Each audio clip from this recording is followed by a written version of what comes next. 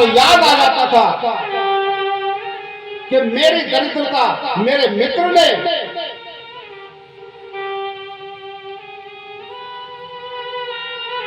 ले ली है। पूरा जीवन सुदामा को दरिद्रता भोगते हुए हो गया। रुक्मिणी देखती थी कि भगवान की आंखों में आंसू क्यों हैं। जब भी ग्रास तोड़ते थे, देखते थे भोजन, सोने के थालों में भोजन, उसे अपने मित्र सुदामा की याद आ जाती। भूखा होगा मेरा मित्र।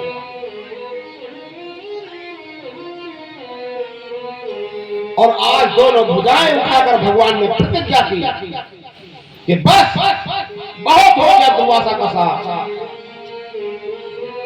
मैं अपने प्रभाव से आज से बाधित करता हूं। और जिस दिन भगवान ने ये कहा,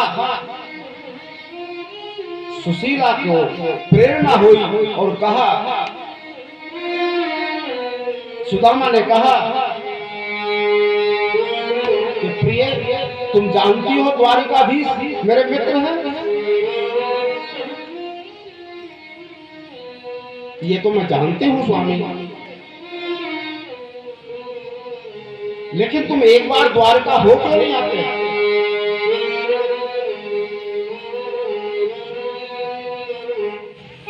क्या करने जाऊं मैं उससे बड़ा हूं।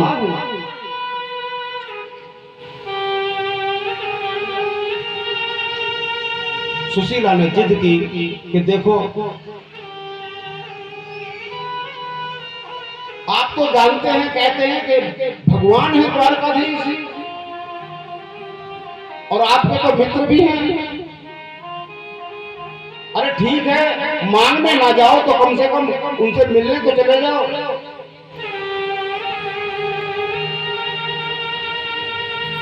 सुदामा टाल रहे हैं कि मैं कैसे मांगूंगा, और बहाना किया कि जब मित्र के पास जाए तो कुछ लेकर जाना चाहिए। गुरु के पास खाली नहीं जाना चाहिए, राजा के पास खाली नहीं जाना चाहिए। कुछ ना हो तो पूर्वा ले जाओ, फूल ले जाओ, जो भी आपके पास हो ले जाओ। क्या तेरे पास कुछ है? सुदामा जानते हैं कि सुशीला के पास नहीं है, फिर भी पति पूछता है पत्नी से, क्या कुछ है? और सुखदेव जी कहते हैं कि आज सुशीला ने पहली बार अपने जीवन का व्रत तोड़ा है। आज पहली बार वो अपने घर से कुछ मांगने चली है, पहली बार। और चाहती तो एक घर से मिल जाता, लेकिन उसने कहा कि बहन सिर्फ मुझे एक मुट्ठी देना, ताकि द्वारकाधीश को पता चल जाए कि सुदामा की दरिद्रता कितनी है कि इसके पास एक से चावल भी नहीं है। सज्जनों, पहले चावल होते थे तो टूटे टूटे चावल अलग छान लिए जाते थे, अलग, और उन्हें अलग रख दिया जाता था। क्यों रख दिया जाता था? वो भिक्षा देने के लिए। उसका नाम पड़ गया किनकी। पता नहीं ये किनकी है, कौन ले जाएगा इसे, इसलिए नाम पड़ा किनकी। उसका पता नहीं है किसके भाग्य की।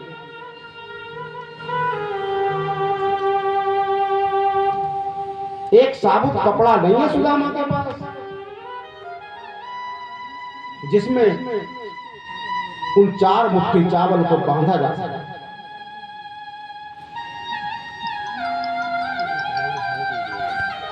बहुत आग्रह किया पत्नी ने। आज सुदामा निकल पड़े हैं घर से। वे तो सोते जागते प्रश्न प्रश्न प्रश्न ही करते हैं। एक बार जब कृष्ण ने रुक्मणी से कहा कि देखो मेरा मित्र कितनी दरिद्रता भोग रहा है, मेरे हिस्से की भोग रहा है,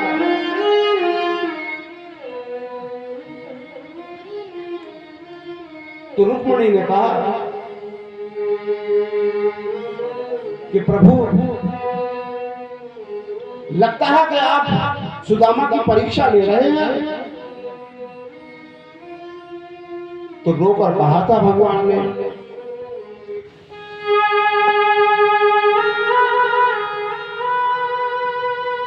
देवी कभी कभी तो मुझे ऐसा लगता है कि सुदामा मेरी परीक्षा ले रहा है,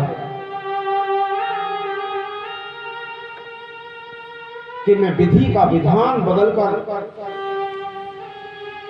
अपना धैर्य खोकर उसकी दरिद्रता दूर कर दूं। वो नहीं मांगेगा पगली, मैं इंतजार कर रहा हूं, प्रतीक्षा कर रहा हूं कि सुदामा एक बार मुझसे कह तो दे,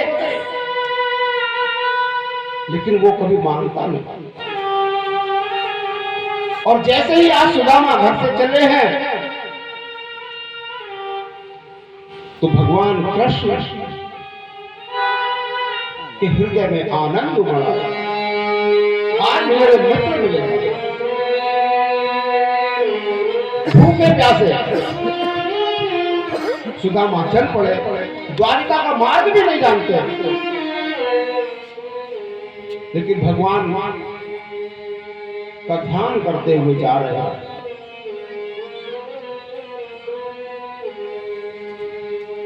थक कर समुद्र के किनारे लेट गए, सो गए, आंख लगी। भगवान ने सोचा कि ये कैसे पार करेगा। भगवान ने थोड़ी लीला की, और जब सुदामा की आंख खुली तो देखा कि भव्य दिव्य एक नगरी है।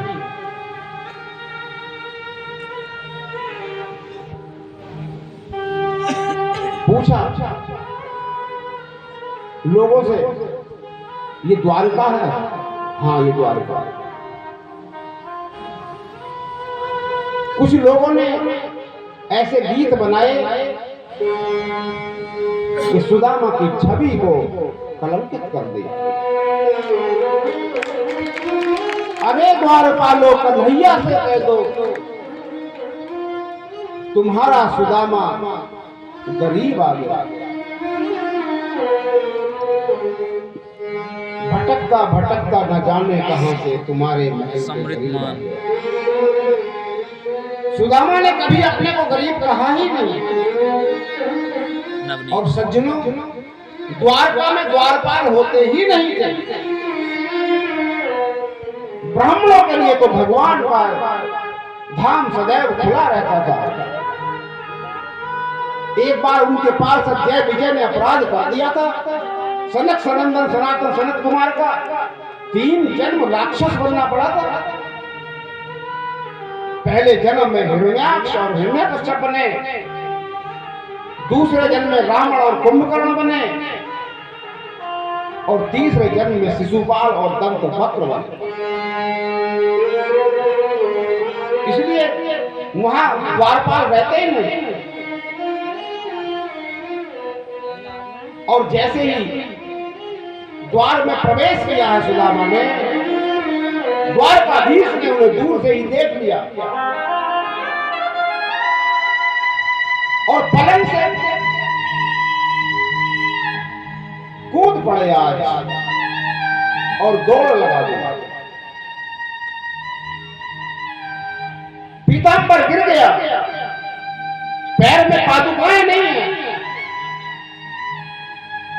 सुदामा सुदामा सुदामा,